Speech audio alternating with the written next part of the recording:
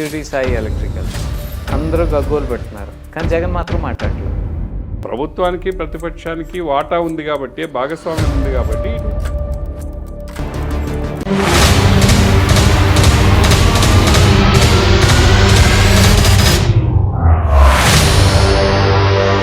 Shirdi Sai electrical అందరూ గగ్గోలు పెడుతున్నారు, కానీ జగన్ మాత్రం మాట్లాడలేదు. జగన్ చాలా విషయాలు మాట్లాడు. ఇప్పుడు షిర్డీ సాయి ఎలక్ట్రికల్స్లో ఆ రోజు అగ్రికల్చర్ స్మార్ట్ మీటర్స్, రైతుల పాలిట ఉరి, చంద్రబాబు లోకేష్ వాళ్ళు ఎలక్షన్లో అది ప్రధానమైన ప్రచారాస్త్రం. ఏమైంది అయిన తర్వాత? గవర్నమెంట్ మారిన తర్వాత అదే అగ్రికల్చర్ స్మార్ట్ మీటర్స్కి డబ్బులు ఇస్తున్నారు.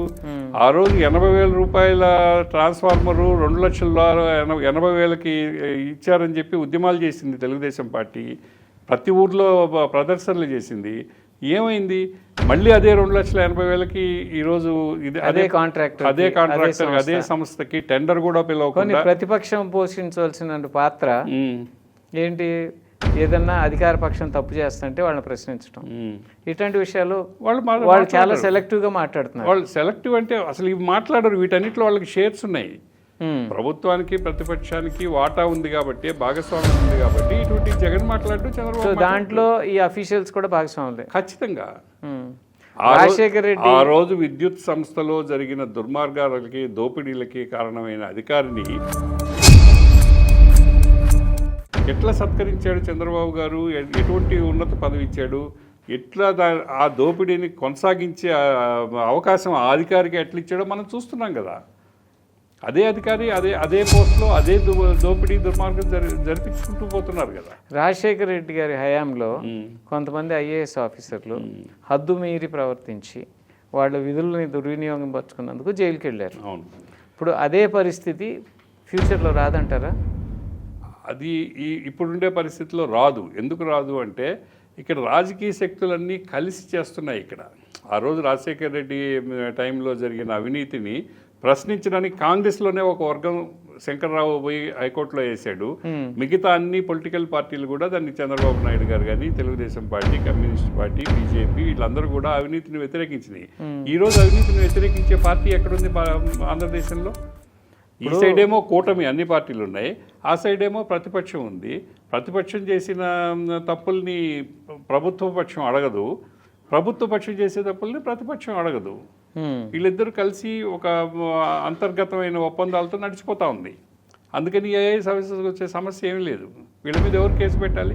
పెట్టరు. ఎవరన్నా ఒక పత్రికలో ఒక వార్త రాసినా, సామాజిక మాధ్యమాల్లో రాసినా ఇమీడియట్గా పోలీసు వచ్చి అరెస్ట్ చేస్తున్నారు. జగన్ తిండి కోసం 400 కోట్లు, జగన్ ప్యాలెస్ కోసం 600 కోట్లు, జగన్ తిరుగుళ్ళ కోసం 250 కోట్లు ఫ్లైట్ చార్టెడ్ ఫ్లైట్స్కి, జగన్ బొమ్మలేసి 1000 కోట్లు సరిహద్దు రాళ్ళు మన భూములకి, ఇలా జగన్ పార్టీ రంగులేసి ఒక 5,000 కోట్లు. ఇలా రేపు 5 ఏళ్ల తర్వాత ఇదే లెక్క చంద్రబాబు లోకేష్కి చెప్పరని గ్యారంటీ ఏముంది? ఇంత దుబారా వీళ్ళిద్దరు చేశారని చెప్పరని గ్యారంటీ ఈ రోజు బయటకు సమాచారం లేదు. చంద్రబాబు నాయుడు గారు మరి ఇంత ఘోరంగా అయితే చంద్రబాబు నాయుడు గారు మొదటిసారి ముఖ్యమంత్రి అయినప్పుడు 95లో నాకు బాగా జ్ఞాపకం, ఈరోజు పలాని జీవో ఇచ్చాము, ఈరోజు పలాని సుబ్బారావుకు పలాని భూమి ఇచ్చాము అని ప్రతిరోజు ఒక display board, electronic display board బయట ఇచ్చేది. ఎన్ని జీవోలు వచ్చినాయో అక్కడ వచ్చేది. ఈ రోజు ప్రభుత్వంలో వచ్చే జీవోలు అన్నింటినీ కాన్ఫిడెన్షియల్గా ఎందుకు పెడుతున్నారు? కనీసం వెబ్సైట్లో ఎందుకు అప్లోడ్ చేయడం లేదు? జిఓఐఆర్ వెబ్సైట్ మూసేస్తే జగన్ వచ్చినప్పుడు దాని మీద నేను కూడా పిల్లేసా హైకోర్టులో. ఓకే, ప్రభుత్వం మారింది, ఇక జిఓఐఆర్ రీఇనిషియేట్ చేసామన్నారు. మరి ఈ మధ్య అయితే నేను చూడడం. మరి మీరు ఇప్పుడు ప్రయత్నం చేయండి, ఈ దోపిడీ దుర్మార్గాలకు సంబంధించిన ఏ జీవో కూడా మీకు వెబ్సైట్లో కనపడదు.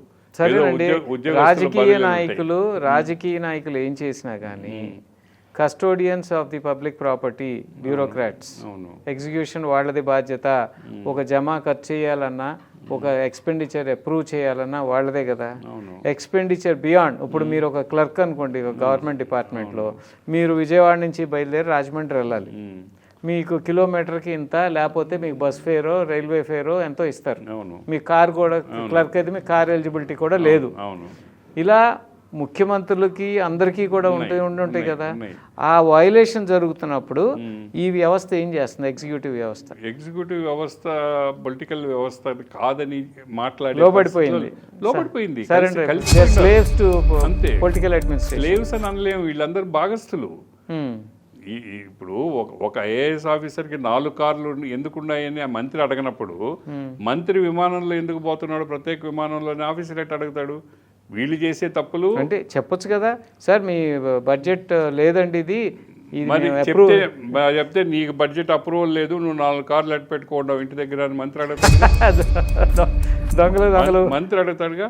సో దొంగలు ఒళ్ళు పంచుకోవడమే ఇది. ఐఏఎస్ ఆఫీసర్కి, మంత్రికి, చీఫ్ సెక్రటరీకి, ముఖ్యమంత్రికి అండర్స్టాండింగ్ ఉంటుంది.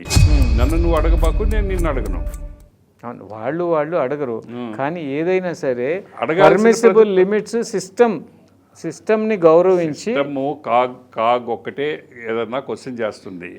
కాగ్ క్వశ్చన్ చేసిన దాన్ని ఎవరు పట్టించుకోవడంలా. పాత రోజుల్లో కాగ్ క్వశ్చన్ చేస్తే భయపడేవాళ్ళు. నేను అబ్జర్వ్ చేసిన ఒకటి, చంద్రబాబు నాయుడు గారు ఏదైనా సరే సిస్టమ్ పరిధి దాటి ఆయన గేమ్ ప్లే చేయడం. ఆయన with in system and procedures రూల్స్ని మాత్రం దాన్ని తూచా తప్పంగా ఆచరిస్తాడు. ఆ రూల్స్ని ఎట్లా వయలేట్ చేయాలో కూడా ఐఏఎస్ ఆఫీసర్స్ చెప్తారు కదా. అది కూడా ప్రొసీజర్ సిస్టంలోనే తీసుకొస్తారు కదా. ఐఏఎస్ ఆఫీసర్ మేధావితనం అంతా చేసే తప్పుని రూల్స్ పరిధిలోకి తీసుకొని రావడమే కదా. లేకుంటే ఏ జీవో ఇష్యూ కాదు కదా. రూల్స్కి వ్యతిరేకంగా ఏ జీవో రాదు. రూల్స్ ఇంటర్ప్రిటేషన్లో వీళ్ళ మేధా శక్తి ప్రదర్శిస్తారు. ఆ మేధాశక్తితోటి తప్పుని ఒప్పుగా చూపిస్తారు. అది ముఖ్యమంత్రికి సంతోషంగానే ఉంటుంది, మంత్రికి సంతోషంగానే ఉంటుంది. There is a provision sir, ఇది ఇక్కడ చూసుకోవచ్చు. సో ఎక్కడా దొరకరు వీళ్ళు. వాస్తవ వేదిక ప్రతి గురువారం మీ తెలుగు వన్ న్యూస్.